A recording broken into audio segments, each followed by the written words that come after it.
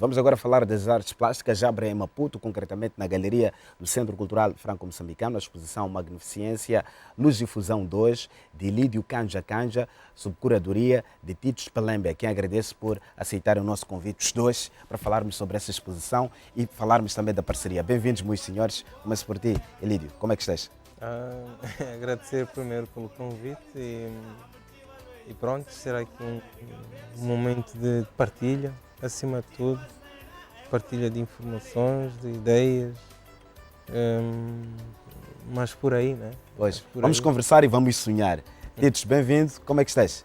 Muito obrigado, David, estou bem e estou grato por estar aqui nesse espaço, com a presença do Elídio também, que é um artista que já se sabe, é um convidado especial para a abertura deste ciclo de exposições da temporada 2024. Pois, é o regresso da atividade do Franco em termos de exposições, mas também o regresso de Elídio às galerias nacionais. Por onde andaste nos últimos anos, Elídio?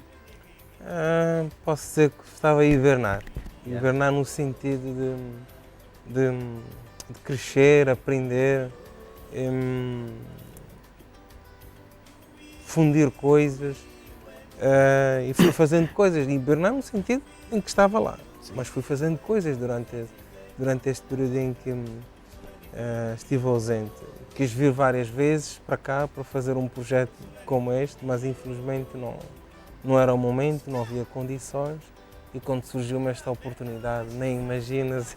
A grande alegria, né? Grande voltar a uma galeria em Maputo. Pois, para, exatamente. E, para depois, expor. exato. E no Franco, que é um sítio em que nunca cheguei a expor individualmente, né? Só participei em alguns projetos coletivos, na altura quando era estudante. Né? Pronto, mas por aí, sendo um projeto que já estava na mão, já tínhamos apresentado também em conjunto em Lisboa, numa galeria privada, trazer o projeto para aqui. É um grande presente para o teu país, para a comunidade artística e a comunidade que consome a arte. Vamos falar sobre isto naturalmente ao longo da conversa. Titos, como é que essa relação e essa parceria surge, na verdade? E, acima de tudo, como é que foi a descoberta da obra e da profundidade do trabalho de Elídio? Está certo, uma boa questão.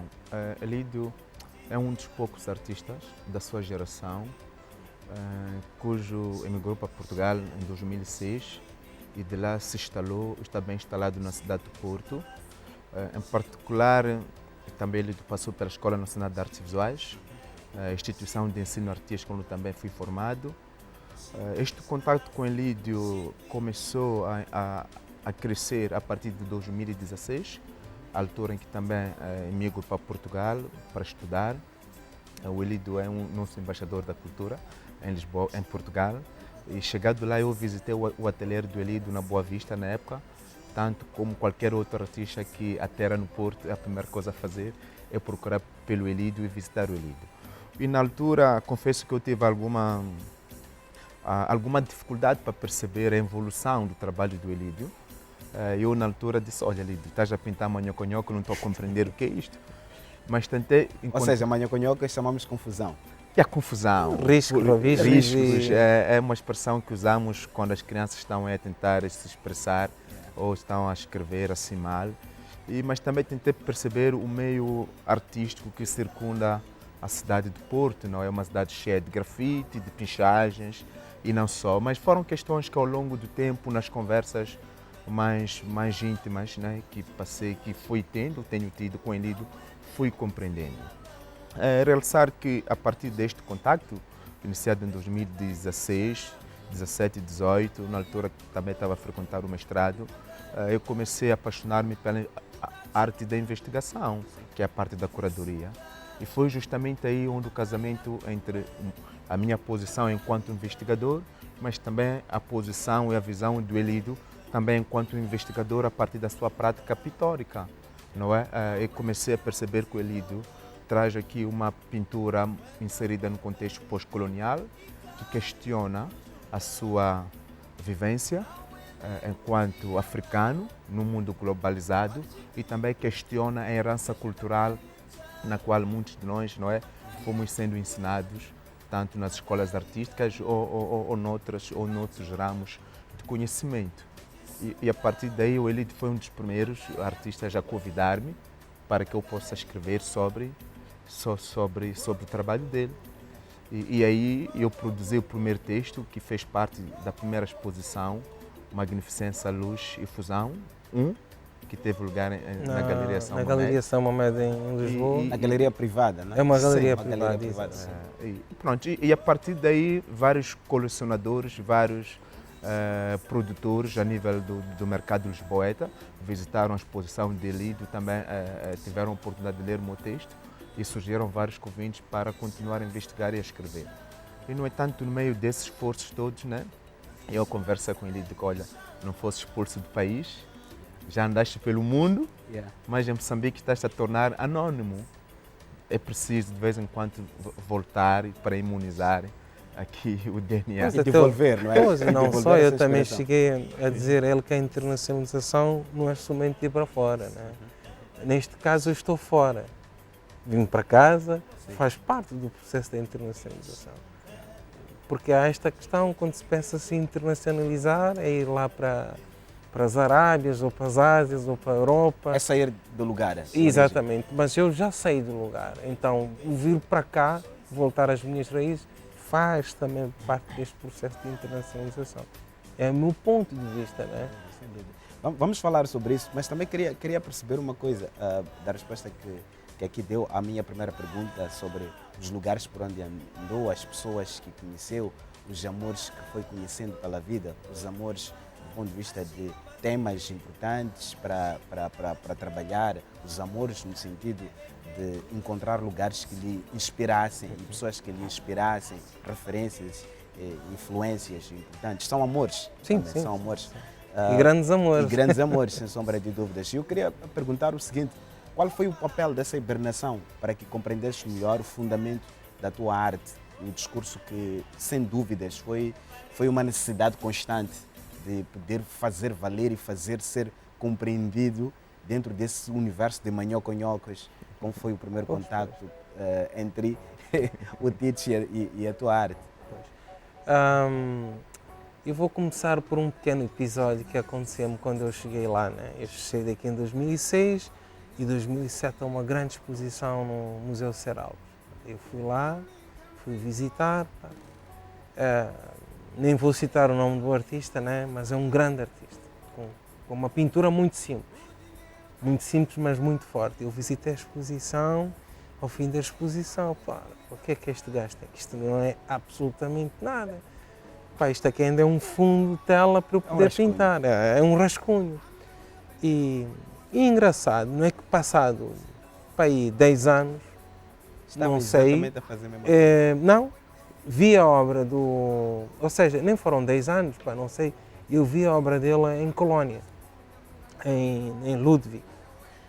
Eu já vi isto em algum lado, e eu tenho a impressão que já vi isto em algum lado. Que artista é este? E fui a perceber-me que vi há uns anos atrás, não liguei a mínima, que era uma grande retrospectiva do artista. O que eu quero dizer com isso? É que por vezes deparamos com determinadas coisas e nós não estamos à altura, ou não estamos preparados, ou não temos maturidade suficiente para entender isso. Isto também tem a ver com este processo. A minha saída, este tipo de coisas que foram sucedendo ao longo do tempo, estas paixões, esses amores, que fui tendo essas relações amorosas no sentido criativo, abriu-me outros horizontes. E ao abrir os horizontes, eu cheguei a uma conclusão que não é uma coisa, digamos, é pura e simplesmente uma conclusão, que eu tenho que olhar para um ponto, que este ponto é de onde eu venho, quem sou e para onde pretendo ir. Pegar naquilo que realmente pertence, transformá-lo, mas sem ter que perder aqui a essência, o DNA. Eu vou transformando aquilo que de facto é uma herança, é um legado que já existe. Eu sou apenas um continuador. não vou inventar nada. Pois, Exatamente. o que significa transformar? Porque a ideia de transformar, para quem olha para o teu trabalho, é se calhar pensar na ideia de questionar. Né? É transformar numa abordagem que questiona o status quo, questiona a estética. É isso? Exatamente, porque o mais importante neste processo criativo, eu tenho as minhas inquietações. E as minhas inquietações são inquietações de muitos jovens. Isto não é uma coisa distante, tanto político, económico, social, elas estão lá, podem não estar assim visíveis, mas estão lá, são abordadas. É por isso que eu digo, na minha pintura eu não falo precisamente de pintura, falo de coisas que motivaram-me, que movem-me a fazer aquilo. E depois eu tenho que conectar isso com as pessoas. Aí é que também entra o curador, que faz aqui também desempenha o seu papel. De tradutor. De dar corpo à própria ideia, porque esta ideia vai para a pintura e da pintura vai para um estado, digamos, não diria físico, né, mas é visual, que depois tem que se construir aqui um texto, tem que se dar volume àquela coisa, àquela ideia. E o curador é a melhor pessoa, dá o texto, dá corpo à exposição em termos de escrita e dá uma alma à exposição em termos de configuração, ligações. É um processo. Construir essa narrativa. Essa narrativa, no fundo, isto acaba sendo uma relação amorosa também. Falando nesta questão dos amores, né? Está aqui o título, é uma relação que se vai se construindo. Isto pode ser até para o resto da vida. E é assim. Mas é sempre aquela velha máxima, né? Que os amores começam no cinema e terminam na esquadra. Né? Exatamente. Fala-me disto. Falava sobre o exercício patente no discurso da pintura de Ilídio, que ele questiona a estética, questiona esse discurso colonial ou pós-colonial, ou entra nessa discussão muito importante e cada vez mais importante à volta dessa conversa de colonial, que é uma agenda muito presente nos nossos países, sobretudo no sul global. Qual é o lugar, na perspectiva de curador, do fato de ser Ilídio a nossa diáspora artística, para encontrarmos na sua arte essa melhor compreensão da importância de discutirmos sobre isto? Ou seja, a partir de Portugal, como é que Ilídio constrói um discurso, se calhar, mais claro, mais preocupado sobre essa conversa em relação à conversa decolonial? Sim.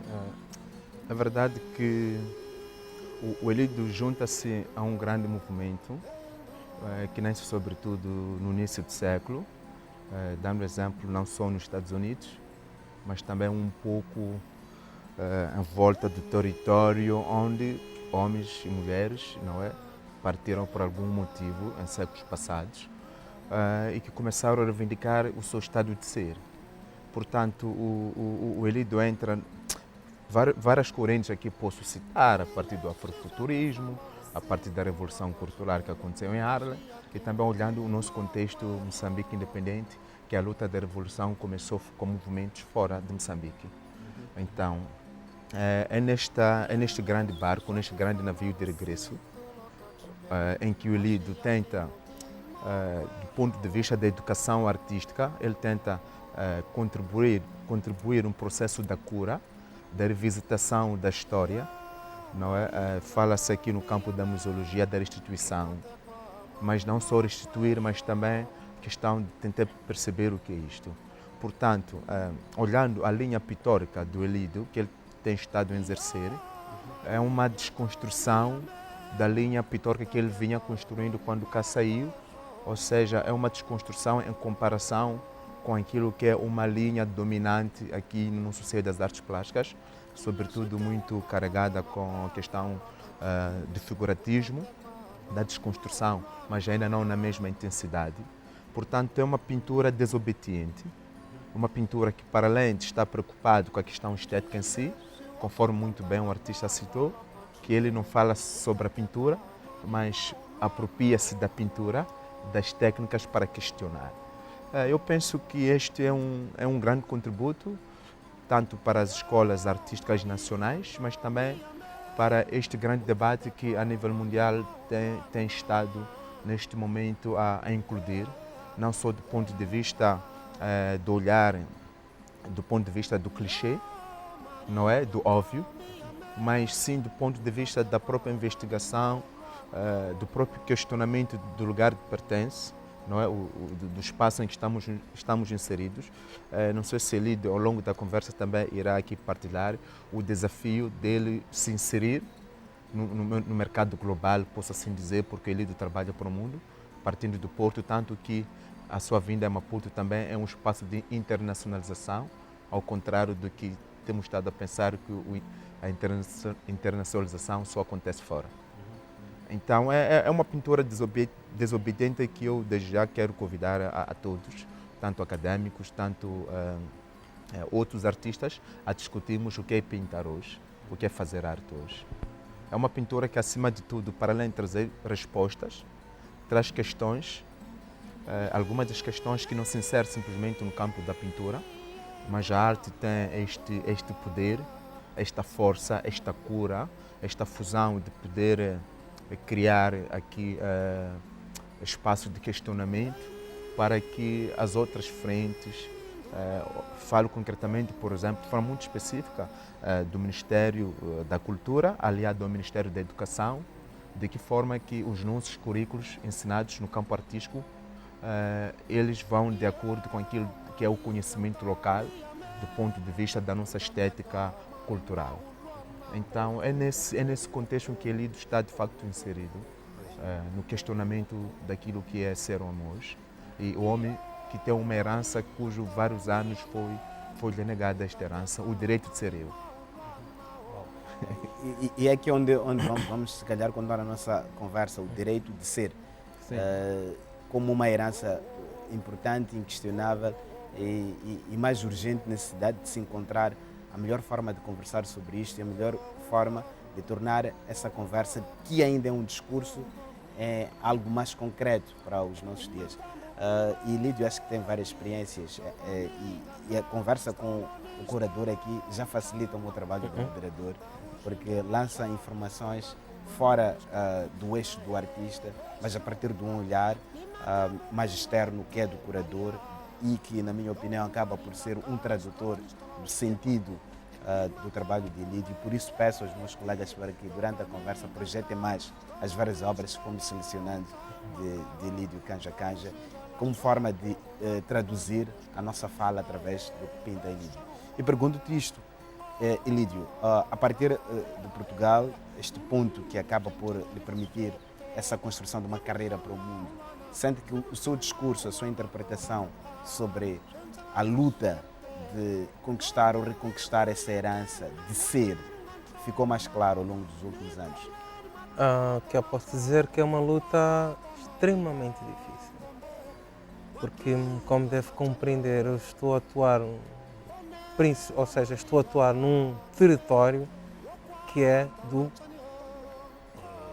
colonizador. Eu tenho uma herança, eu tenho um legado de onde venho, eu sou pessoa ligada a gente colonizada. E há este problema, há este conflito de poder perceber de facto o que eu quero dizer, o que é que eu pretendo, e também, ou pode ser uma barreira, né? Pode ser invisível, já estabelecida por eles, que impeça de poder avançar. Mas, entretanto, há males que vêm por bem e pode-me ser negada, mas esta onda, quando começou aquela grande manifestação nos Estados Unidos com a morte de George Floyd, né?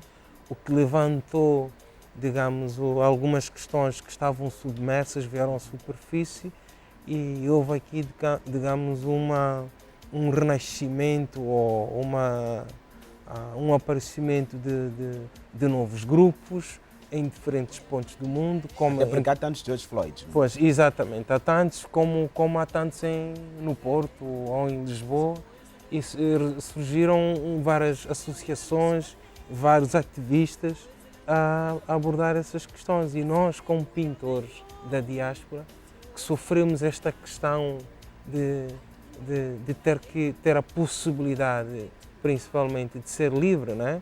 E de ser do jeito como nós, do jeito como fomos, digamos, instruídos a esta barreira.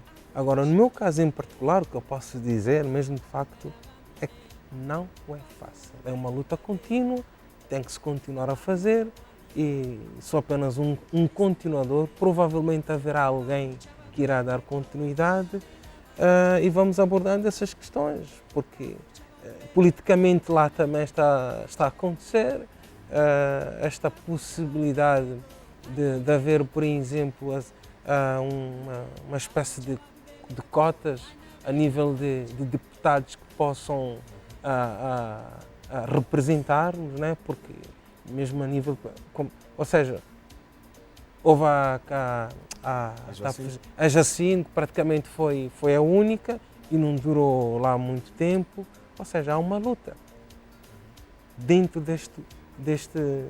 desta questão, não diria racial, mas sim de dar espaço que as pessoas possam contribuir independentemente da sua cor de pele, da sua religião, da sua origem, a esta luta contínua, que é uma luta global.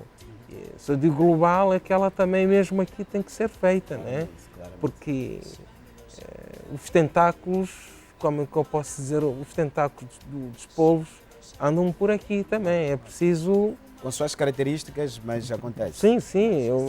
Por falar nisso, até fizemos uma exposição em que o Tite também foi autor, né? Escreveu sobre isso, que é Óctopos e Miopia nas galerias municipais. Estávamos a falar exatamente acerca disso, né? Porque o óctopus representa os tentáculos estendem-se, impedem, dificultam. Então tem que se lutar contra isso, porque somos um só, não é? Agora a extrema-direita está a crescer com muita força na Europa. E um pouco por todo o mundo, não é? Sim, por todo o mundo. A Holanda conseguiu agora, está lá um governo de extrema-direita, a Itália provavelmente está lá, não é extrema-direita, mas é a Espanha com a Vox. Então, há muito populismo, há um discurso um pouco violento. Violento, pá, e isso está a tornar a coisa muito complicada, percebes? E é preciso parar com isso. Eu gosto quando os artistas traduzem o que pintam, o que escrevem, o que cantam numa forma de participação social e política.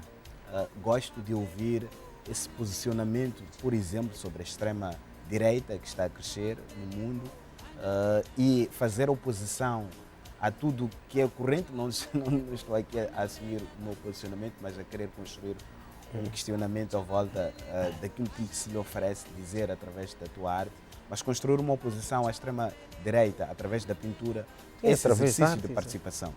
Acaba sendo pode ser até um trabalho invisível, mas é uma espécie de... Sim, a pessoa acaba sendo participativa, como eu digo, a conversa sobre política até tem que ser levada a casa, à mesa, durante a refeição. Os meus filhos temos que conversar sobre isso, porque essa ideia de eu não quero saber da política, não. Toda decisão que tomamos, mesmo em casa, quando viras para o teu filho e dizes isto não, acaba sendo política. Então, a democracia gera-se situações e começa em casa, não? Começa em casa. Os meus filhos têm que começar a ouvir falar de política em casa, para depois, quando saírem, poderem fazer as melhores escolhas e aumentar a aceitação do outro.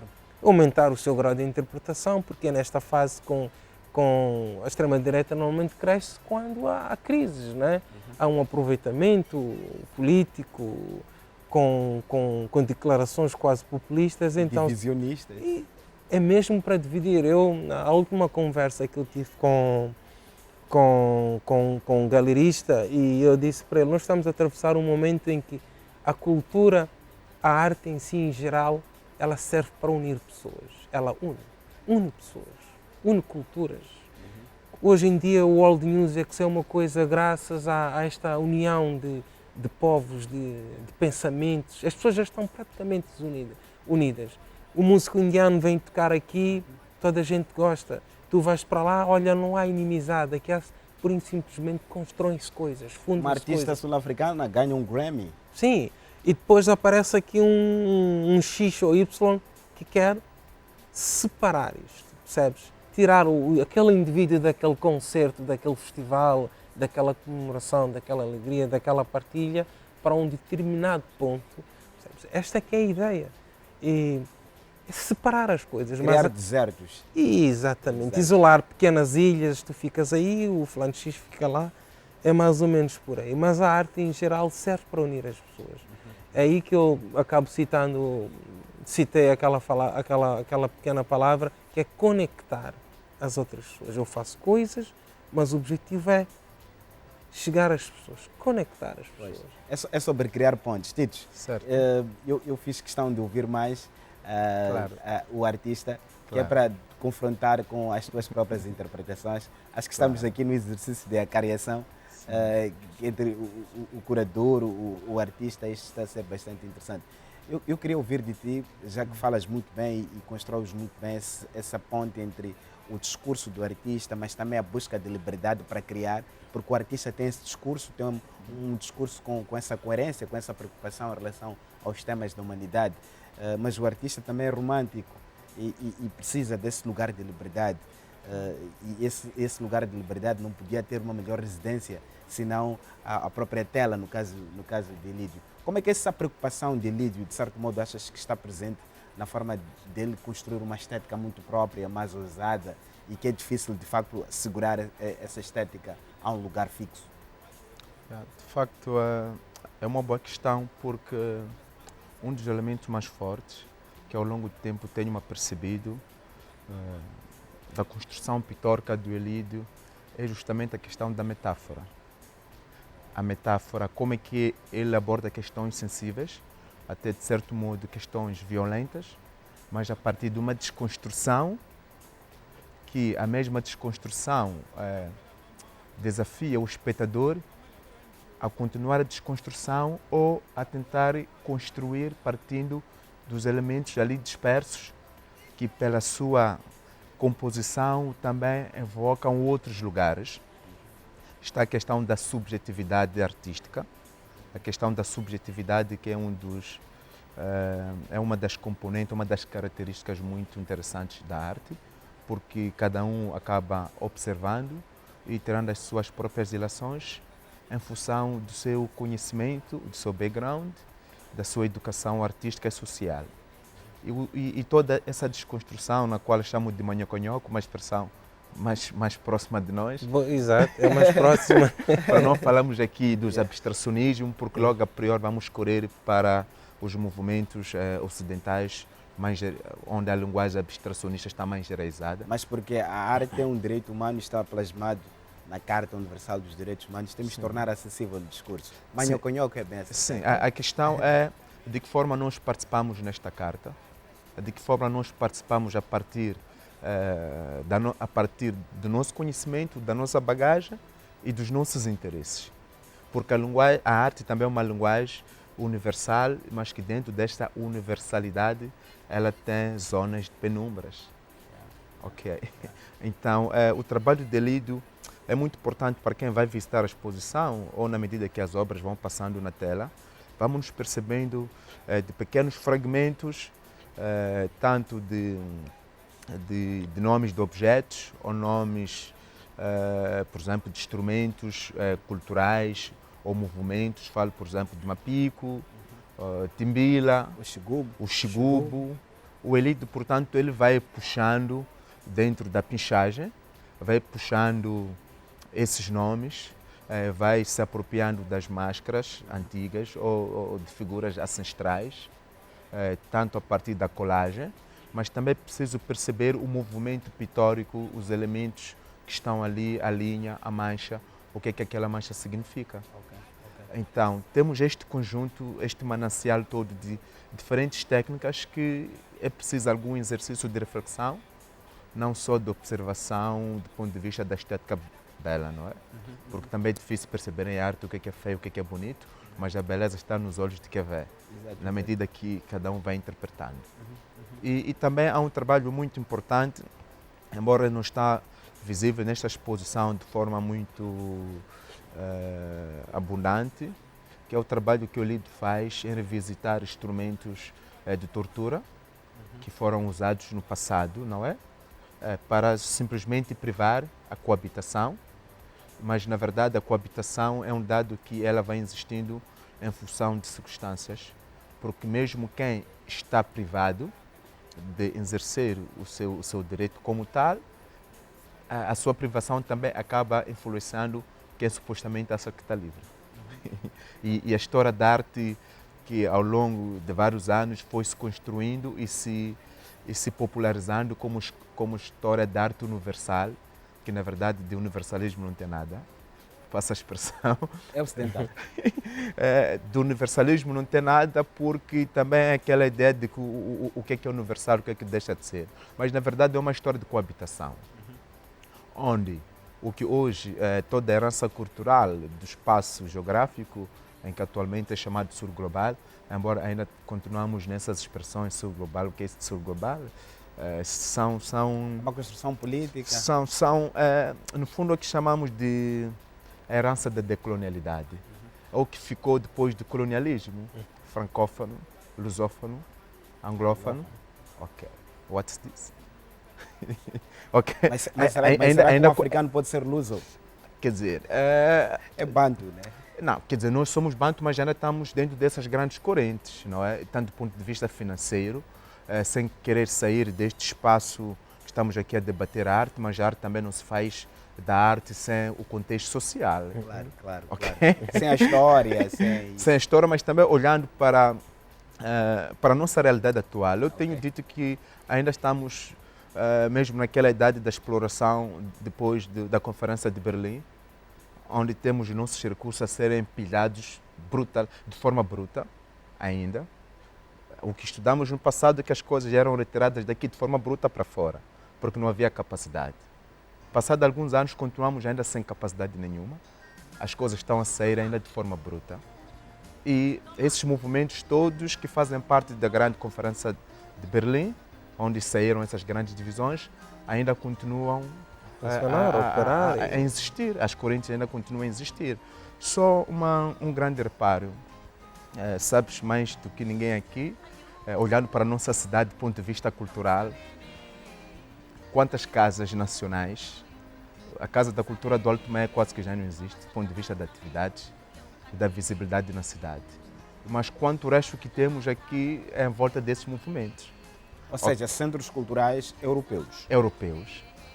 E também questionamos, é muito bom esta relação com os artistas locais, no caso do Elido, que apesar de estar baseado em Portugal, está cá em Moçambique, cá em Maputo, a expor no espaço cultural francês. Essa coabitação por si só já é muito boa, mas nós, enquanto moçambicanos, precisamos de sair daí para irmos para muito mais. Temos agora o Centro Cultural Moçambique-China e percebemos para que lado estamos aqui a correr. Isso nos preocupa-nos, enquanto artistas questionamos o passado, mas estamos a perceber que o nosso presente é muito mais violento. Ou seja, essa desconstrução que o Lido faz a partir da sua pintura é uma desconstrução que, olhando para factos sociais, encontramos que de facto estamos a nos desconstruir. Estamos, e por falar nisso, nós fizemos recentemente, posso dizer, acho que foi aquilo acho que inaugurou em agosto, um projeto justamente que falava disso, mas de uma forma indireta, em que falo dos instrumentos de tortura, né? E das moedas que foram usadas, manilas e as parelhas e tudo o que serviu, até eu chego a dizer, foram as únicas pulseiras que tivemos direito, né? Porque a pulseira é um colar, é aquela coisa que a gente apresenta como um adereço. Um adereço, mas com poder, né? Sim. Foram as únicas que nós tivemos direito. Aquele monte de algemas, as correntes, foram as únicas coisas. Eu olho para o Titos, agora tem um daqueles colares de formato de manila, que é uma moeda que não vale absolutamente nada, que foi usada para comercializar, e depois no meio disto ainda fiquei a saber que havia uma que era Big Manila, que era correspondente a 100 homens, ou mais. Epá, e essas moedas, isto não vale nada, é um ferro qualquer. Nós dávamos coisas, são estas questões e hoje estamos precisamente a viver isso. Não é aquela Manila, mas recebemos aqui coisas que não valem absolutamente nada e damos em troca coisas super valiosas. São estas coisas. A história foi dura, o passado foi duro. E o Sente, presente sente que suaviza-se bastante esse passado muito violento Pois, sobre o ser humano, sobretudo a relação à África e aos africanos. E- Sente-se que há uma abordagem que procura, de certo modo, passar paninhos quentes a este passado. é preciso mexer nestas questões, falar dessas questões, tocar na ferida, para arranjar formas de sarar isto e permitir que possamos em conjunto avançar, porque há dores em ambas as partes, né? E depois isto pode abrir aqui a um novo caminho, a uma forma de pensar diferente, né? E que esta forma até pode impedir determinadas formas de agir, como está a acontecer atualmente, né? Ela acabou de citar essa questão cultural dos centros.